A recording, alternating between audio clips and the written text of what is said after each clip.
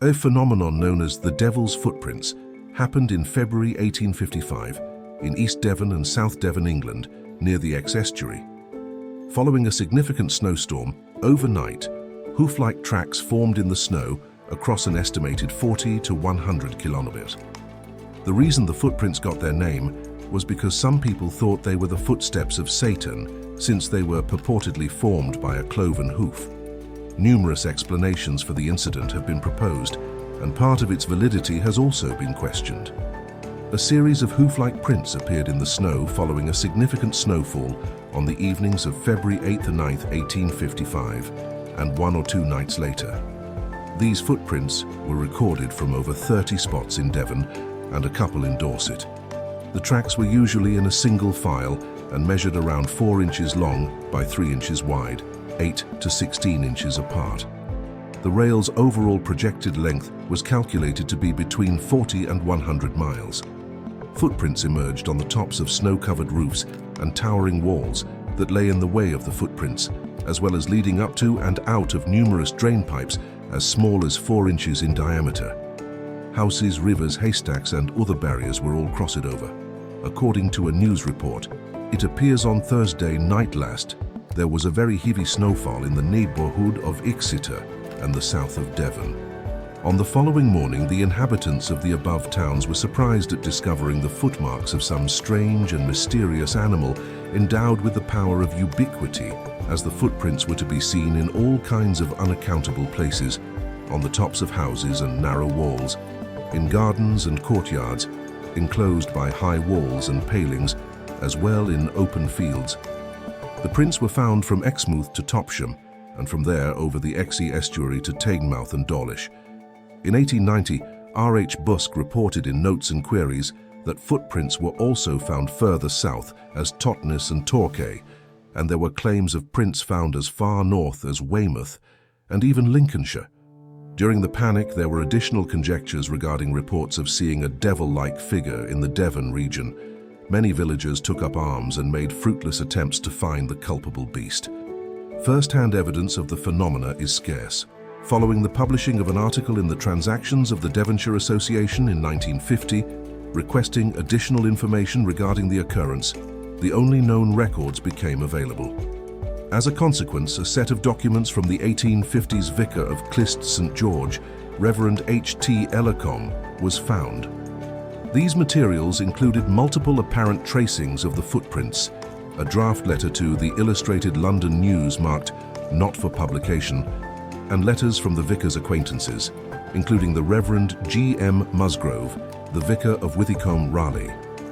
All of the primary and secondary sources that were available were compiled over a long period of time by renowned researcher Mike Dash, who released The Devil's Hoof Marks, source material on the Great Devon Mystery of 1855 in 14 studies in 1994. Numerous justifications have been offered for the occurrence. Given that no one could have completed the entire course of the tracks in a single day, several investigators doubt that the tracks actually stretched over 100 miles. Joe Nickel notes that the fact that different eyewitnesses describe the footprints differently is further cause for mistrust. According to Mike Dash's findings in his essay for Fortean Studies, there was no one source for the hoof marks. Part of the tracks were most likely fakes, while others were created by common quadrupeds, such wood mice and donkeys. However, he acknowledged that the mystery remains and that these cannot account for all of the reported marks. Though none are as extensive as the Devil's Footsteps instance, there are reports of comparable aberrant, ignored footsteps from various parts of the world. This instance was published in The Times 15 years prior.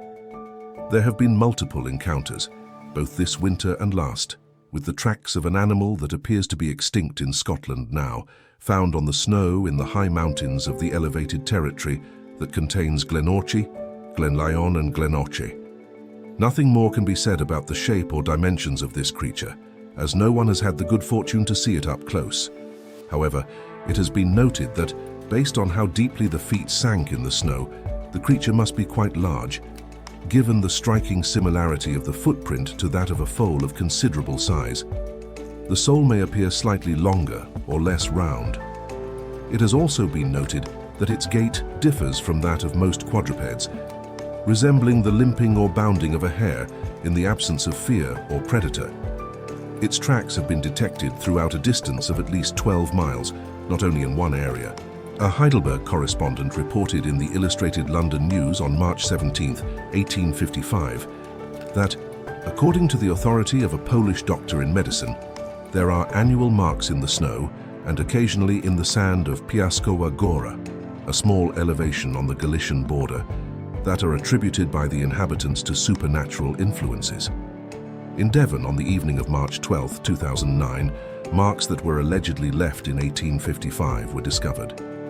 There were reports of trails in Girvan, Scotland in 2013, which may have been an April Fool's joke. The enigmatic footprints that surfaced in southern Devon during an intense snowstorm event in 1855 have never been sufficiently explained. Reports from the time state that they covered more than 100 miles, passing through haystacks and thick walls before emerging seemingly undefeated on the other side. It's possible that the imprint's size was overstated at the time, or that unusual meteorological circumstances were to blame. However, the footprints, if that's what they were, are still a total mystery. A thick layer of snow fell on the southern Devon countryside and small communities during the evening of February 8, 1855. It is estimated that the last snowfall occurred at midnight. From that point until approximately 6 o'clock in the morning the next day, a multitude of tracks, extending over 100 miles, were left in the snow, from the River Exe to Totnes on the River Dart. The first to discover them were the early risers. They were odd footprints in the shape of straight lines that crossed roofs, penetrated walls, and covered vast stretches of ground. It was even believed that a set of the tracks crossed a 2-mile stretch of the River Exe and continued on the other side, giving the impression that the animal had crossed the water. As soon as it was evident that the phenomena was common, some of the more scholarly people carefully studied the prints. After drawing a few of the marks, a naturalist measured the space between them and discovered that it was 8.5 inches. No matter where the tracks were measured, this spacing appeared to be constant. It was also observed that their arrangement, one in front of the other, suggested a bipedal species as opposed to a four-legged one. While some pastors dismissed the theory as superstition, others claimed that the prints belonged to the devil, who was prowling the countryside looking for sinners. It's true that some people became uneasy and kept a close eye on the peculiar footsteps to see whether they would reappear. They didn't, and a few days later, word got out of Devon and into the national media.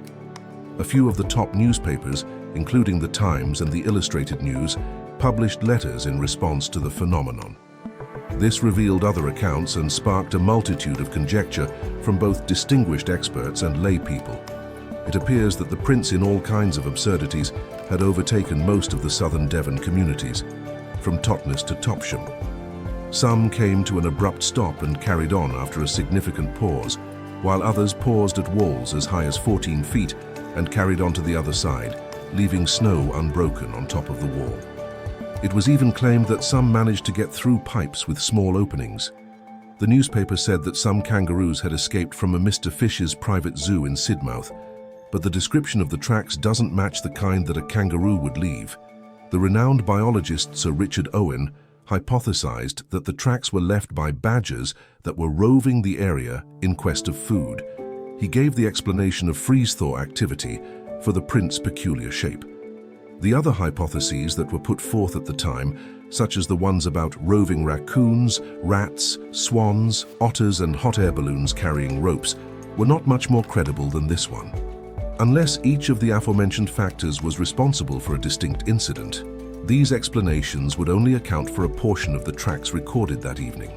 Similar isolated incidents have been reported from other regions of the world, and there is apparently one documented example from Britain. A strong electrical storm caused a weird hoofprint to appear on July 19, 1205, according to the 13th century writer Ralph of Coggeshall. These tracks would only be visible in the soft dirt by mid-July, and the electrical storm raises the possibility of some as yet unidentified natural occurrence. The phenomena of devil's footprints is still a fascinating mystery that can only be fully understood if it recurs and can be studied in greater detail.